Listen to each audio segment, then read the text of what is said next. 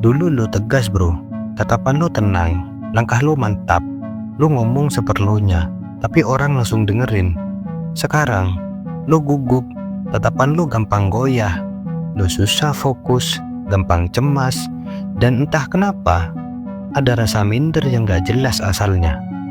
Lo pikir itu cuman stres, padahal bisa jadi lo udah kalah di pertempuran yang gak pernah terlihat. Pertempuran sunyi, melawan diri lo sendiri, melawan kebiasaan yang lo tahu salah, tapi tetap lo lakukan. PMO. Lo tahu kenapa PMO itu bahaya, bukan karena moral, tapi karena energi maskulin lo terkuras pelan-pelan. Setiap kali lo menyerah ke hasrat, lo kasih sinyal ke otak lo, gue lemah, gue gak bisa nahan diri. Dan lo pikir itu cuman soal release. Enggak bro, itu soal pengkhianatan kecil terhadap integritas lo sendiri. Sekali lo terbiasa nyerah di pertempuran sunyi itu, lo bakal mulai menyerah di banyak hal lain. Fokus, mimpi, keberanian, dan wibawa diri.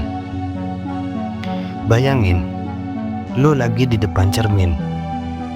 Yang lo lihat bukan wajah yang sama kayak dulu.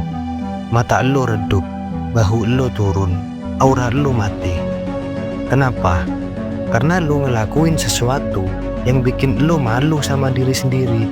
Dan rasa malu itu bro, gak cuma ngendap di pikiran lo, dia nempel di gestur tubuh lo, di intonasi suara, di cara lo menatap orang lain.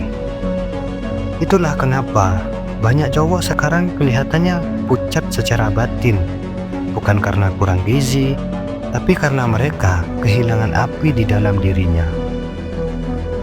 Dan api itu padam, bukan karena gagal, tapi karena mereka terus-menerus kalah di pertempuran sunyi itu. Lu gak sadar, tapi dunia bisa baca, cewek bisa ngerasain itu, temen lu bisa notif. Aura cowok yang sering PMO itu beda bro, bukan soal tampang, tapi energinya. Dia lebih ragu, lebih defensif, gampang tersinggung. Karena jauh di dalam dirinya, dia tahu dia gak lagi pegang kendali atas dirinya sendiri. PMO bukan cuman kesenangan pribadi, itu latihan buat jadi pengecut yang pelan-pelan nyaman dalam kekalahan. Lo tahu nggak kenapa abis itu lo ngerasa hampa? Karena dopamin lo baru aja dihabisin dalam jumlah brutal. Otak lo nyangka lo barusan dapat hadiah besar, padahal lo cuma dapat ilusi. Dan setiap kali itu terjadi, ambang dopamin lo naik. Artinya apa? Hal-hal kecil kayak baca buku, kerja keras, atau ngobrol dengan orang jadi terasa membosankan. Karena otak lo udah terbiasa tinggi dari hal semu. Itulah kenapa banyak cowok sekarang gampang gugup di dunia nyata. Mereka udah gak punya daya fokus yang tenang. Mereka kehilangan kemampuan untuk hadir. PMO ngebentuk karakter lo tanpa lo sadari. Dia ngajarin lo buat pengen hasil instan tanpa perjuangan. Ngajarin lo buat nyari kenikmatan tanpa resiko. Ngajarin lo buat melihat tapi gak menghadapi. Dan di dunia nyata itu kebawa. Lo jadi penghindar. Lo takut konflik, takut tatapan orang, takut gagal, takut malu. Lo kehilangan ketegasan, lo kehilangan presence. Padahal dulu lo punya semua itu sebelum lo biarin diri lo dikendalikan oleh layar kecil di tengah malam. Pertempuran paling berat itu bukan di gym, bukan di tempat kerja, tapi di kamar jam 2 pagi saat lo sendirian, bosan, dan lelah. Itu saatnya karakter sejati lo diuji. Saat lo punya dua pilihan, melampiaskan atau mengendalikan. Dan setiap kali lo bisa menahan diri, lo gak cuman gak nonton, lo sedang melatih otak lo buat jadi pemimpin bagi tubuh lo. Karena cowok sejati bukan yang bisa punya banyak cewek, tapi yang bisa ngontrol dirinya sendiri saat gak ada yang lihat. Itu pertempuran sunyi yang ngebentuk wibawa sejati. Gue gak akan ngomong soal dosa di sini, bro. Tapi lo tahu, setiap kali lo jatuh, ada bagian kecil dari jiwa lo yang ikut mati. Dan makin sering lo lakuin, makin kabur arah lo. Lo mulai ngerasa hidup lo hampa, padahal semua ada.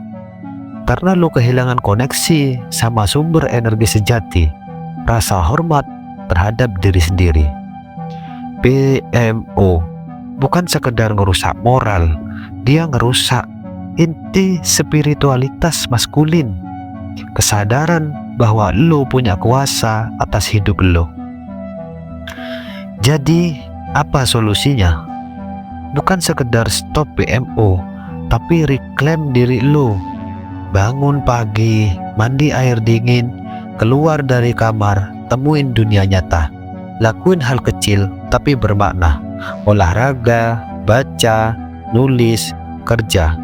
Setiap aktivitas disiplin adalah cara lo ngambil balik tahta yang dulu lo serahkan. Dan kalau lo jatuh, bangun lagi. Lo gak akan langsung menang dalam satu malam, tapi tiap kali lo bisa nahan diri, lo dapat kembali sedikit cahaya yang dulu pernah padam. Dulu lo tegas, sekarang gugup.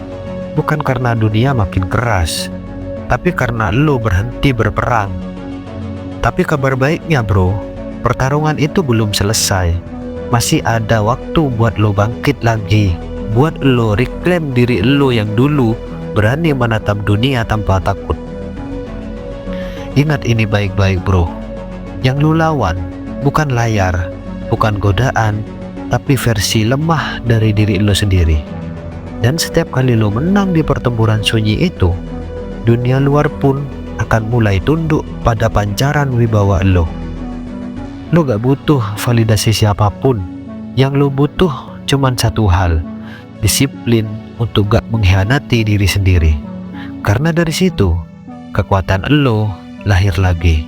Follow akun ini untuk mengingatkan lo untuk tetap semangat dan jaga mindset lo dengan konten-konten positif dan bermanfaat.